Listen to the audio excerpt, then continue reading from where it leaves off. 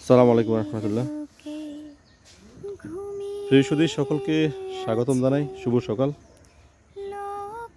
সকালবেলা একটি ব্লগ নিয়ে আপনাদের সামনে হাজির হলাম। প্রচুর পরিমাণ শীত পড়তেছে গ্রামে, এটা হয়তো শহরের মধ্যে মালুম করা যায় না। গ্রামের শীতের মজাটাই আলাদা, কিন্তু কষ্ট শীত একটু বেশি পড়ে এই সময়। শীতকালীন সবজিগুলো, বন্যা পরবর্তীতে শীতকালীন সবজি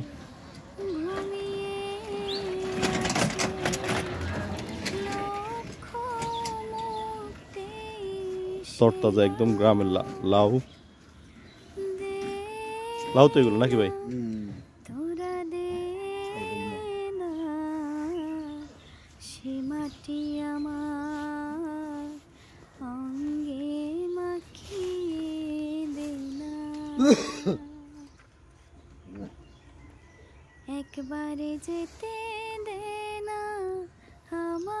বন্ধুরা, এই বরবটি বাজারে প্রচুর পরিমাণ দাম। বরবটিগুলো কেজি প্রায় 100 টাকার মতোই আনুমানিক 1 কেজি বরবটি। তো আপনার বাইরের আশেপাশে অনাবাদি অনেক জমি পড়ে রয়েছে।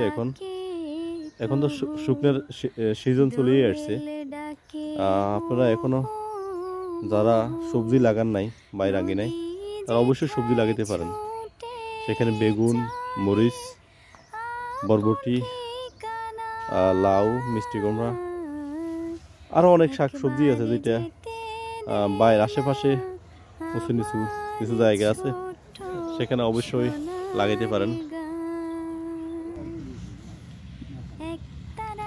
বন্ধুরা, গ্রামের এই খালি বিল বা বিলের মাঝখান দিয়ে হাঁটা, এটাকে বলে সবসময় কোনাকুনিয়া হাঁটা বলে। কোনাকুনি মানে একদম সহজে যাওয়া, আর এক স্থান থেকে অন্য স্থানে যাওয়া ডোগের মাঝখান দিয়ে। তো সে জায়গায় আমি আপনাদের সাথে আজকে শেয়ার করতেছি অন্যরকম এক ফিলিংসের বিষয়। সেটি হচ্ছে আমাদের এলাকার ভাই লাউ করেছে। মোটামুটি আলহামদুলিল্লাহ লাউর যে ফলন আসতেছে, আলহামদুলিল্লাহ। আসলে এটার আমি আপনাদেরকে পুরো বিষয়টাই দেখাইতেছি যে শহরে যারা অবস্থান করতেছেন, শহরের মধ্যে প্রচুর পরিমাণ শাক সবজি একদম তরতাজা অনেক সময় অনেক কিছু পাওয়া যায় বা একটু বাড়তি টাকা দিয়ে। কিন্তু গ্রামে যে এরকম ফিল, মানে আমি গাছ থেকে লাউ কেটে নিবেন, সেটা কিন্তু পাবেন না। সেটা কিন্তু পাবেন না। বন্ধুরা, আমি এখন সূর্যের অপোজিটে আছি। সকালবেলা রাত্রে কনকনে শীত ছিল, কিন্তু এই সকালবেলায় শীতের ভিতরে চলাফেরা করলে খুব মজা। সকালবেলার এই রোদ, ভিটামিন ডি, সেটা আমরা স্বাস্থ্য থেকে পেয়েছি বা গুণীজনদের কাছে শুনেছি। পিছনের দৃশ্যগুলো, ভিউগুলো আসলে অন্যরকম, অসাধারণ। যেটা আপনি যখন সকাল সকাল বের না হবেন তখন বুঝবেন না। নামাজ পড়ি, ফজর নামাজ পড়ি, যখন আপনি একটু বাইরে বাইরে ঘুরবেন তখন একটা ফিলটা পাবেন, অনুভূতিটা পাবেন যে আপনি গ্রামের আছেন, আমি গ্রামে আছি। গ্রামের অনুভূতিটা কি অন্যরকম একটা শান্তি এখানে।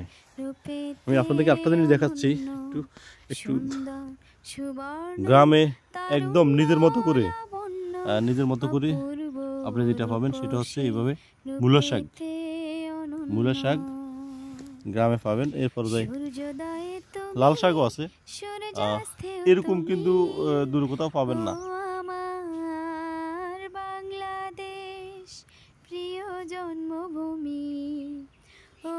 গ্রামের কলা, একদম তাজা কলা।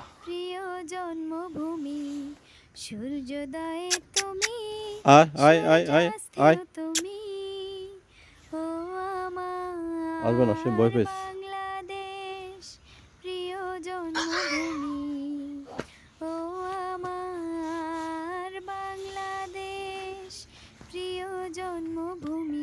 বন্ধুরা, আমাদের এখানে পাশেই একটি দোকান আছে আড্ডা। সকালবেলা ফজরের পরেই অনেক মুরব্বি এখানে এসে আড্ডা দেয়, কতক্ষণ বসে চা খায়। চলুন আমরা আপনাদেরকে ওই দোকানে নিয়ে যে কী অবস্থা আপনাদের সাথে একটু শেয়ার করব। ভিডিওতে যেখান থেকে দেখতেছেন দেশ কিংবা প্রবাস, সকলকে স্বাগতম জানাই আমার ভিডিওতে। যদি ভালো লেগে থাকে গ্রামগঞ্জে যে দৃশ্যগুলো প্রচার করতেছি, তাহলে অবশ্যই আপনারা একটু লাইক কমেন্ট করবেন, শেয়ার করবেন, কেন যেন নতুন করে আবার পরবর্তী ভিডিও বানাতে পারি। খোকা ফিরবে ঘরে ফিরবে, কবে ফিরবে নাকি ফিরবে না, সেই রেল লাইনের ধারে মেঠো পথটার পাড়ে দাঁড়িয়ে এক মধ্যবয়সী নারী এখনো রয়েছে হাত বাড়িয়ে। প্রথম বাংলাদেশ আমার শেষ বাংলাদেশ। ভাই আসসালামু আলাইকুম, কি অবস্থা, কেমন আছেন ভাই? কেমন আছেন? আলহামদুলিল্লাহ। সিরাজ ভাই আসসালামু আলাইকুম।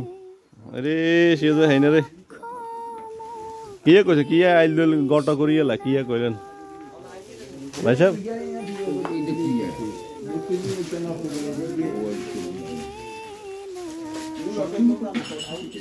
আছেন কেমন সিরাজ ভাই? ভালো আছেন নি?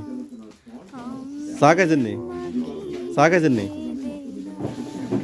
হ্যাঁ, চা খাইছেন নি? ওই শীতে আসে হয়তো গাছ টাছ লাগাইছেন নি এই এলাকাত? আমার তো যে সম্পদ যেগুলো আছে আলহামদুলিল্লাহ।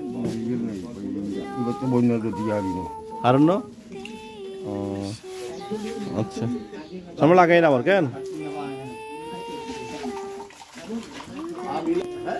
প্রিয় বন্ধুরা, সকলকে আবারও স্বাগতম জানিয়ে আজকে ভিডিও ব্লগটি এখানে শেষ করব।